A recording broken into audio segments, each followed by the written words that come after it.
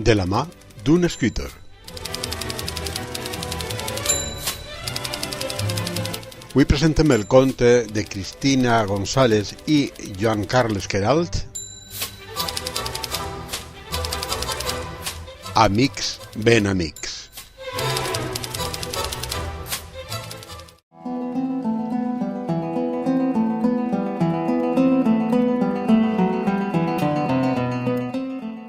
Va arribar el dia. La dona va anar a visitar-lo després de tant de temps empresonat i sense poder veure'l per a fer-li el fals comiat abans de la seua mort. A l'alba l'havien d'afusellar i aquella era la visita de gràcia, l'última vegada que el veuria en vida. Quan va arribar, el va trobar en una taula tot sol i amb les llàgrimes als ulls, de tristesa i felicitat a la vegada, i es van abraçar amb molta emoció de veure'l després de tant de temps. Els soldats de guàrdia es van deixar els dos sols, sense vigilància, per a poder acomiadar-se per sempre. Amb el cor en un puny, van xerrar una bona estona sobre diversos assumptes i de com havien estat durant tot el temps que no s'havien vist. Però, a l'hora d'acomiadar-se'n, ella va fingir com si li contara el que havia planejat amb Manel Carrascosa, que com a bon amic que era, l'ajudaria a eixir d'aquell lloc sa i estalvi. Ella li va donar l'ampolla amb una substància transparent i es va anar tot seguit fent com si plorara perquè els soldats no sospitaren. En eixir, es va dirigir cap a la casa de Manel, una petita residència a uns pocs quilòmetres d'allí, on havien quedat el dia que van planejar-ho tot. Li va contar el que havia fet. Havia seguit les instruccions fil per randa tal com li havia dit uns dies abans. Només restava esperar que es prenguera el líquid de l'ampolla i que Manel hi anara després de dinar. Si tot anava bé, ella devia estar com a mort, però viu com una cigala. Manel ja havia parlat amb el xic que els ajudaria amb els papers per a quedar-se el cos de Joan i ja tenien els papers signats, preparats per a la suposada mort. Arribat el moment, Manel es va preparar per anar cap allà, cap a la presó de Sant Miquel dels Reis. El pati, ple de presos, tenia com a llinda les parets d'una església i els murs d'un immens palau amagat entre teulades d'amiant. La porta del palau donava a un pati interior que calia deixar a la dreta per arribar a les cel·les dels condemnats a morts. Encara a l'esquerra, per sota terra, hi havia una sèrie de presons especials distribuïdes al llarg d'un immens soterrani. Allí era Joan empresonat. El soldat encarregat de la seva custòdia li va acompanyar a la cel·la on es trobava. En obrir la porta vella i oxidada, el guàrdia es va sorprendre en veure el cos de Joan estès a terra. Manel va fingir la sorpresa i l'alegria de veure el seu amic després de tant de temps. El guàrdia va cridar el metge i els seus superiors per informar-los dels fets. Als pocs minuts el van donar per mort i van cridar la seva dona per a informar-la de la situació. Quan va arribar la dona, tota sufocada, va dir que el volia soterrar al cementeri del seu poble, el més aviat possible. Van mostrar els papers que ja tenien signats i s'emportaren Joan cap al seu poble. 8 mesos més tard, en ple agost, Joan i la seva dona anaven caminant per París quan es van creuar amb el mateix home de vigilància que l'havia donat per mort. Sense tòrcer el gest, ambdós van seguir el seu camí, rumiant i mirant amunt, evadits, com quan pel cap repensen voluntàriament la realitat per a censurar el descrèdit o corroborar-lo. Passats uns segons, l'automatisme feu que tots dos giraren el cap, mirant de reüll i saltar a la sorpresa. Evidentment, el guàrdia també l'havia reconegut. No debades fou ell qui donà per mort a les primeries d'aquell any 1944 i informar els superiors perquè procediren.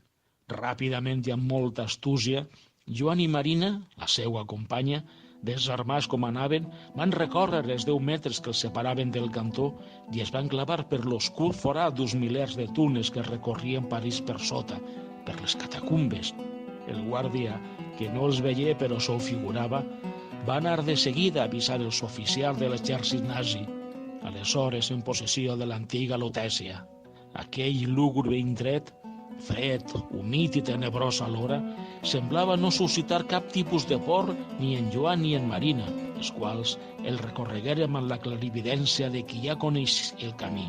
amagatall, carregat d'història, abans havia estat un conjunt de mines romanes i més endavant esdevingué cementeri comú, car als cementaris de la superfície ja no hi cabien més ossos. Ara, però, s'havia convertit per la part central de la ciutat en un autèntic cau de nazis. La parella seguia el camí mental a les palpentes fins a arribar sota terra als afores de la ciutat. Allà, i després de 3 hores de moviment, van fer cap a una espècie de base d'operacions aliada. A les portes, amb una torxa i mostrant-los unes escales que encara aprofundien més en el subsol, estava, com de costum, la camarada Soler, antiga mestra republicana que els feu passar i els donà auspici. Allà dins, tot semblava diferent. Un transistor cantava Ai Carmela i emetia alhora la calidesa d'una llar amiga, però es notava tensió. Els soldats, alguns a la bandera roja, groga i morada, brodada a l'uniforme, restaven pendents de les transmissions de ràdio. Eixa nit del 23 d'agost, amb una arruga de pa i un got de vi, Alejandra Soler els explica el perquè d'eixa dualitat, de la il·lusió tibant i del nerviosisme. Ja tenien enllestida la que pretenien que fora l'embestida que expulsara els nazis de París per sempre més. Per la seva part, en Joan li contà com havia resistit a Sant Miquel dels Reis amb el seu pare, el camarada Soler, encara viu. Tot seguit, la parella que per afinitat política encara servien a la república i a la causa aliada, li van explicar com el guàrdia a qui havien enganyat es va pillar infraganti. En aquest moment, i atenent als fets que podien alertar encara més la cúpula dels dirigents nazis, la camarada Soler avisà per ràdio. Així, camarada Soler, per a Ebro i Guernica. En rebeu, canvi. Alt i clar, camarada, van contestar alhora. Soldats nazis poden estar sospitant. Han vist aliats per zona nazi. Compte. Estem ja dins, Soler. Acabem d'entrar a la ciutat. De moment... Un fortró s'escoltà via ràdio. Tota la caserna subterrània es posà en alerta i feu els avisos corresponents i, de sobte, estallà la comunicació amb els blindats de la 9. Ja ha començat! Cridà Alejandra Soler. Tot el món al seu lloc. La parella, de seguida, fou avillada amb uns rudimentaris uniformes i un parell de fusells. Era ara o mai. Era o tot o res. El nazisme, aliat amb el franquisme, que havia empresonat en Joan i que encara tenia pres el pare d'Alejandra, plantava cara amb ferotge resistència. Sense pensar-ho, amb una mirada que encorajava, es disposaren a alliberar París. 2 jornades d'intensa lluita, explosions, llàgrimes i vides trencades concloïen el dia 26 amb el passeig del general Charles de Gaulle pel vell mig de l'Arc del Triomf, acompanyada d'Amado Granell i dels oblidats lluitadors de peu, molts d'ells anarquistes i molts d'ells de pobles com els nostres, Germán Arrué, de Benaguasil, Rafael Gómez d'Almeria o Luis Rollo, de Barcelona, encara formen part de les històries que en Joan i Marina expliquen als seus nets vora la llar.